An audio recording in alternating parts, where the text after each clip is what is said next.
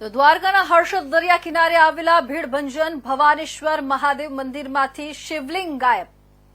યાત્રાધામ હર્ષદ ખાતે દરિયા કિનારે આવેલા પૌરાણિક મહાદેવ મંદિરમાંથી શિવલિંગ કોઈ ઉઠાવી ગયું। શિવલિંગ કાઢીને દરિયા સુધી લઈ ગયા હોવાના પુરાવા મળ્યા છે। શિવલિંગ મંદિરમાંથી ગાયબ થતા ભક્તોમાં રોષ જોવા મળી રહ્યો છે। પોલીસ અને એસઆરડી જવાનો મંદિરે પહોંચ્યા હતા। 1.5 વર્ષ પૂર્વે અહીં આ જ વિસ્તારમાં દરિયા કિનારે આવેલું ગેરકાયદેસર દબાણો દૂર કરવામાં આવ્યા હતા, ત્યારે આ એક મંદિર દરિયા કિનારે રહ્યું હતું। મંદિરમાંથી શિવલિંગ કાઢી જતા સ્થાનિકો સ્થળ પર પહોંચ્યા હતા। શિવલિંગ મંદિરમાંથી કાઢી જતા ભક્તોમાં રોષ વ્યાપ્યો છે।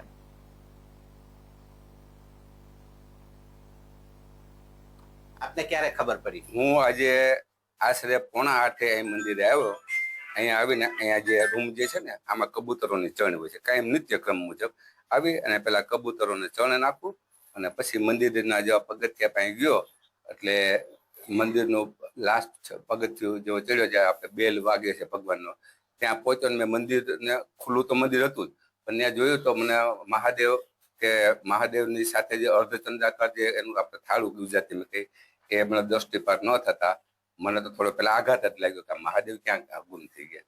પછી હું આગળ વધ્યો જ નહીં, નંદી જે છે નંદીની પાછળ જ ઉભો રહી અને મેં બહાર આવીને પેલા ફોટો પાડી લીધો અને આજુબાજુ મેં નજર કરી। પછી અમારા બાપુ એના મોહન છે ભીખુગરી બાપુ, એમને મેં ટેલિફોનિક ફોન કર્યો, પછી એમના 2 સનને ફોન કર્યો અને એમને મેં આ વસ્તુની જાણ કરી અને પછી મેં કલ્યાણપુર પોલીસ સ્ટેશનનો નંબર મેળવ્યો, ત્યાંના અધિકારીને ફોન કરી અને મેં એની વિગત એમને જણાવી કે આવી ઘટના બની ગઈ છે। આ કૃત્ય કોના દ્વારા કરવામાં આવ્યું એ કોઈ શંકા? હવે એ તો આમાં તો અમે તો આજના તો મહાદેવના શિંગાર માટેની બધી સામગ્રી જો અંદર પડી છે। કાલે શિવરાત્રી એટલે આજે હું બહારનું જે હોય બધું શિંગાર ને બધું કરવાનું હોય મંદિરનું, એના માટે હતા તે આવા તો બધું કોઈ કલ્પના ન હોય ને કે આ લેવલનું કાર્ય તો કેવી રીતના કલ્પી ન શકે, અકલ્પ્ય કાર્ય છે। ના, કદી કોઈ નહીં। આ તો મંદિરે કોઈ અજાણ્યા માણસો આવે ને તો એ સંતુષ્ટ થઈ જાય। અહીંયા સાત્વિક પૂજાનો મહિમા છે। આ સાત્વિક પૂજાનો મહિમા છે। અહીંયા કોઈ પણ સ્ત્રી કે પુરુષ, નાના કે મોટા, કોઈ પણ આવે એને અમે એની જેવી એવી ઈચ્છા મુજબની પૂજા પાઠ કરીએ અને કોઈ પણ પ્રકારના પ્રલોભન કે કોઈ પણ પ્રકારના ચાર્જ નથી। ઇવન પૂજારી પહેલેથી જ કહી દે છે કે ભાઈ તમે દક્ષિણા માટે હું તમને પૂજા કરાવતો નથી, તમને પૂજા કરાવી એ મારું કર્મ ધર્મ અને કર્તવ્ય રહેલું। તમને જે એમાં સંતોષ થયો ને પૂજા કરવી, એમાં અમારી દક્ષિણા પહેલેથી ઢગલાબંધ છુપાયેલી, એટલે ભાવથી પૂજા કરો। આ કોઈ લૂંટારાનું મંદિર નથી, આ તો મહાદેવનું મંદિર છે।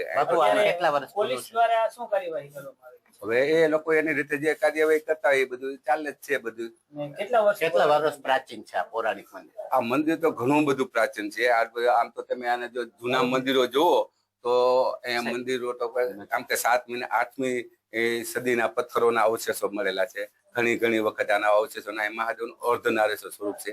અહીંયા મહાદેવનું અર્ધનારેશ્વર સ્વરૂપને કારણે મહાદેવની ઉપર ગંગા ધારા ઉતરતી નથી અને ગંગા જળાભિષેકનો મહિમા અને શિંગારનો મહિમા, આ 2 વસ્તુ કાયમી થતી। કોઈ પણ આવી અને પૂજા અમે શિંગાર તો મહાદેવને જળાભિષેક તો અડધી રાત કરી શકીએ।